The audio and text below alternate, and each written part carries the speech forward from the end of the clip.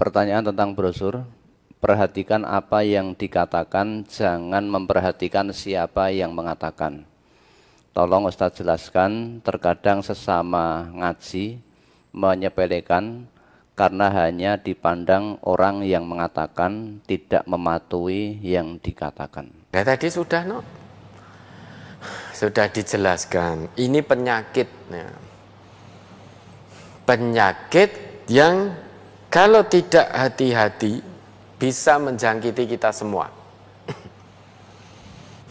Utamanya yang punya potensi lebih besar terjangkiti penyakit merasa paling ini, itu orang yang dalam masyarakatnya dia dinilai terpandang, atau orang kaya, atau orang yang berilmu. Tetapi dengan ilmu, dengan kewenangannya, dengan kekayaannya tidak bisa menjadikan dia berlaku tawadhu. Tetapi sombong, padahal juga sudah tahu, apalagi yang disampaikan juga hadis Nabi. Man kana yu'minu billahi, apa itu? La yadkhulul jannah man kana fi qalbihi misqalu dzarratin min kibrin. Tidak masuk surga orang yang di hatinya ada sifat sombong meski hanya sebesar dzarrah. Apa itu sombong? Batarul haq wa ghamtun nas. Merendahkan manusia. Batarul haq menutup kebenaran, menolak kebenaran, dan wa ghamtun nas merendahkan manusia. Padahal yang disampaikan juga itu. Tetapi ketika orang lain yang kebetulan kekayaan ada di bawahnya, mungkin orang fakir miskin, sekolah pendidikan formal ada di bawahnya, pekerjaannya dipandang oleh manusia, oleh masyarakat pekerjaan kasar, rendah,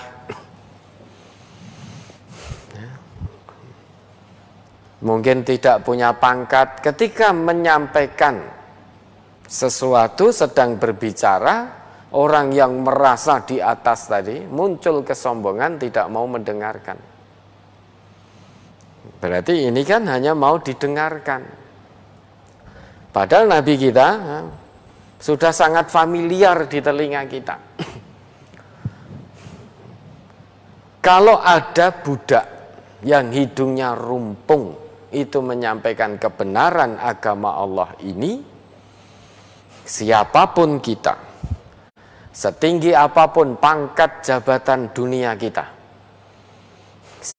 sebanyak apapun harta yang kita punya, sepanjang apapun gelar akademik yang melekat pada nama kita, kewajiban kita taslim.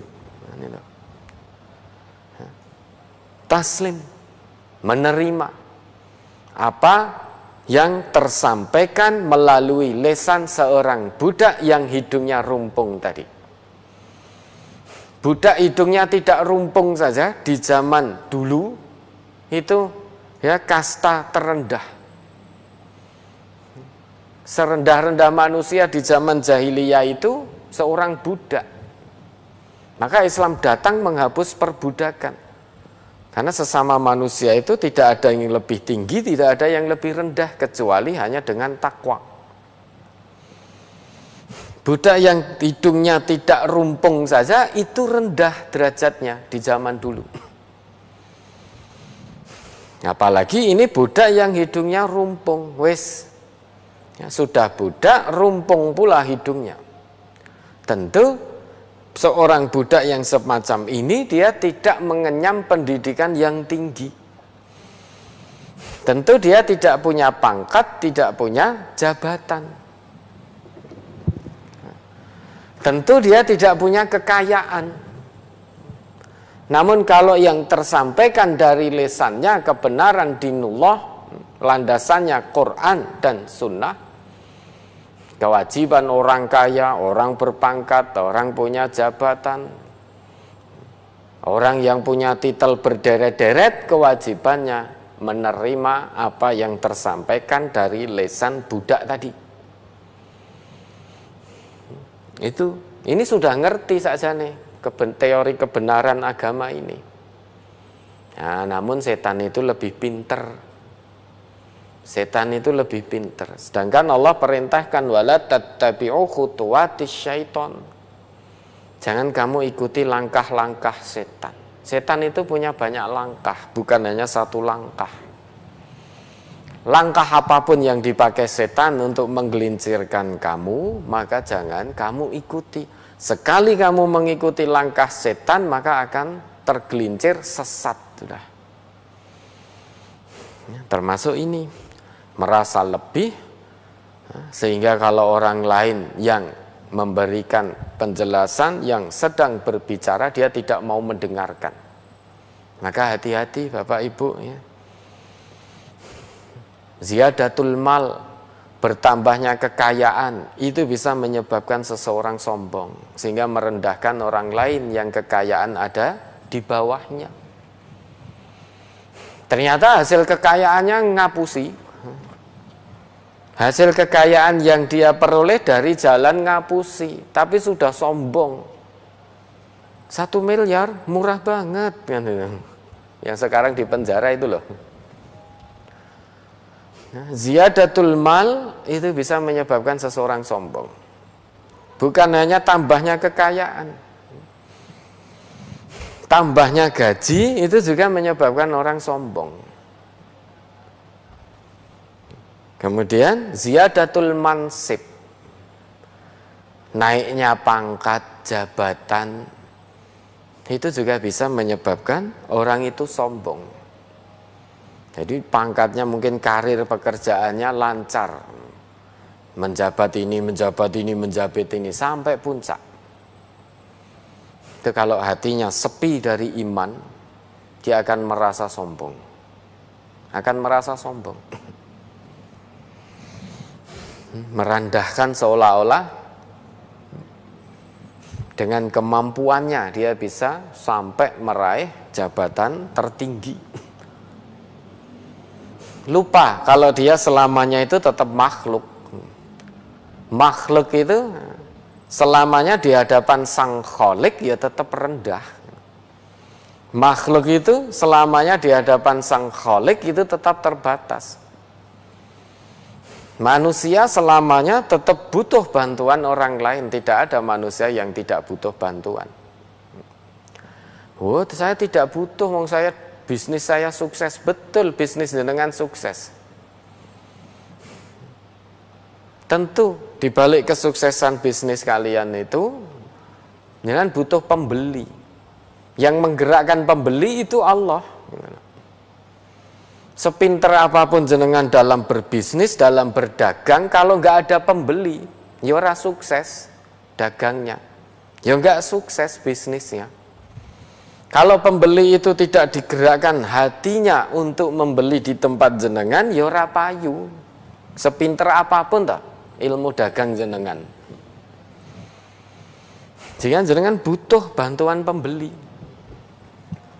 maka jangan sombong. Wes telat. Makanya sangat indah sekali nasihat-nasihat dalam Islam. Hungzur ila maqalah wala tangzur ila man qala. Lihat apa yang dikatakan. Siapapun itu toh yang mengatakan, entah lulusan TK, entah hanya lulusan SD, entah hanya lulusan SMP. Kalau yang dikatakan itu kebenaran Quran, kebenaran sunnah, maka seorang profesor pun, seorang doktor pun wajib untuk taslim menerima apa yang tersampaikan.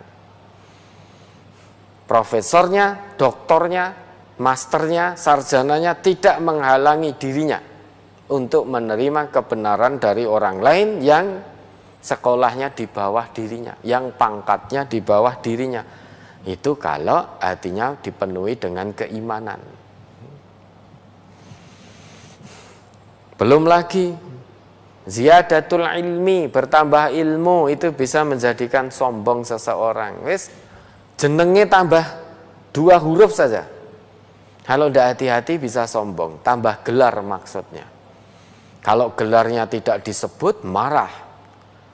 Golek gelar kuwi iki ya rekoso, butuh tenaga, butuh waktu, butuh pikiran, butuh ragat. Nah, kesel-kesel nyari Gelar itu kok sekarang seenaknya tidak disebut, marah-marah. Gelarnya salah dalam penulisan, nah, nesu. Gelarnya salah ditulis. Misalnya M-hum, M-nya harusnya besar, titik hanya besar. Lah kok cilik kabeh, nesu. LC, L-nya besar, C-nya besar. Wih ora pas, marah. LC, lulusan COVID. LC, sekarang banyak temennya kok LC itu lulusan COVID. M-hum, magister apa? Humor, magister humaniora aslinya. Apalah artinya gelar? Terus mau gelar dunia.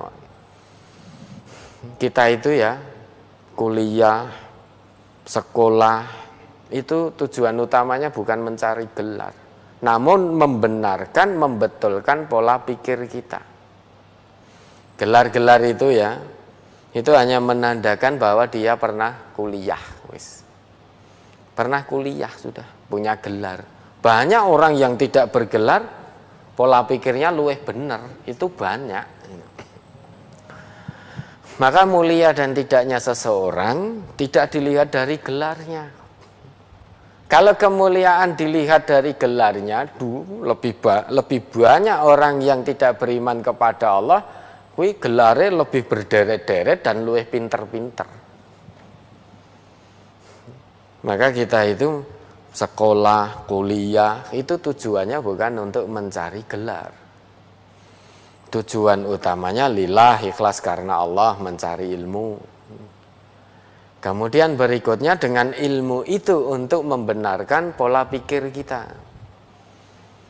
Kalau ternyata punya gelar yang mentereng justru menimbulkan kesombongan, berarti pola pikirnya sing salah. Kongslet itu. Punya gelar, maka falsafah padi itu kan semakin berisi dia akan semakin menunduk.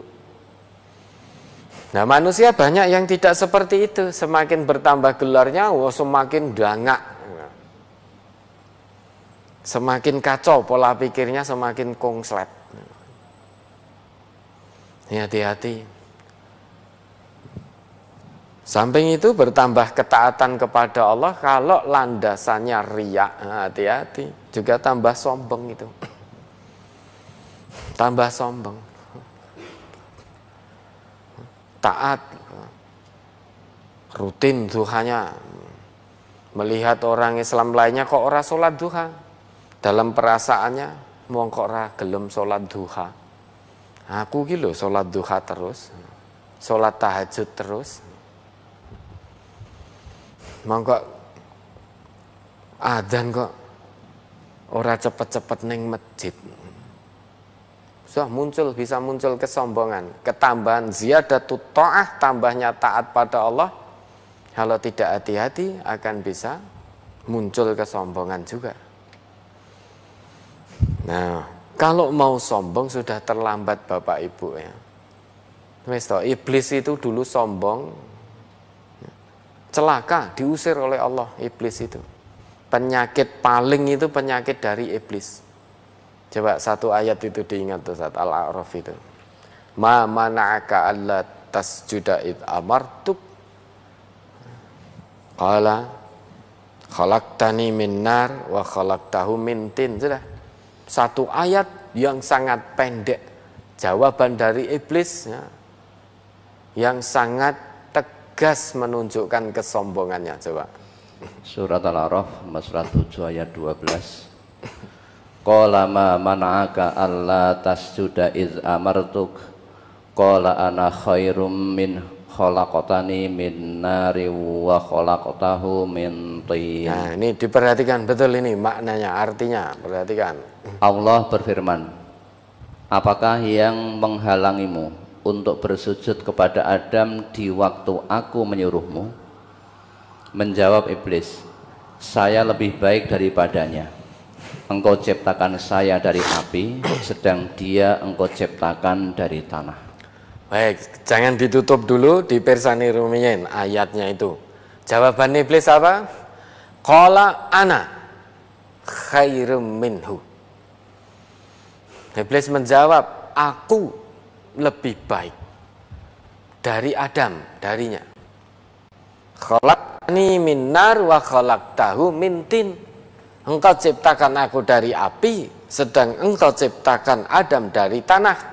Api lebih hebat, lebih baik daripada tanah. Harusnya Adam yang sujud kepadaku. Harusnya Adam yang engkau perintahkan sujud kepadaku, bukan aku yang engkau perintahkan sujud kepada Adam. Karena api lebih hebat daripada tanah. Ya, ingat, itu perhatikan, qala ana. Ana itu kalau dalam bahasa Arab, saya itu kan harusnya ana, kan itu. Qala ana. Kalau saya itu ana, harusnya panjang itu. Tetapi di sini di atas huruf alif setelah nun itu ada sukun kecil itu. Itu menunjukkan bacaannya pendek. Apakah maknanya sama? Beda antara ana dengan anak. Itu beda. Nah, ana di sini ini karena ini dibaca pendek. Itu menunjukkan bahwa iblis itu tidak berpikir panjang lagi untuk menyombongkan diri. Sehingga fokusnya biar langsung kepada kesombongan iblis. Tidak mau mendapatkan nasihat-nasihat, tidak mau. Sehingga aku kok, gitu loh.